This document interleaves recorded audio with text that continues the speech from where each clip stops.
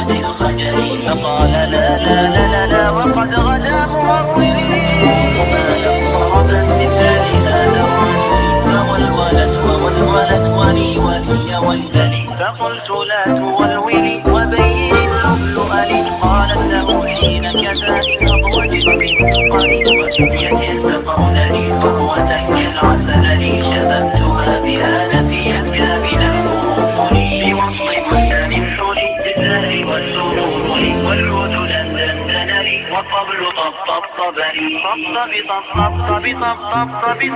طبطب لي والسقف سقسق لي والرقص طبطب لي شوى وشاهد على ورق فرجلي وأراد القمر يصيح ملالي ولو تراني راكبا على حمار أسد يمشي على ثلاثة نمشي.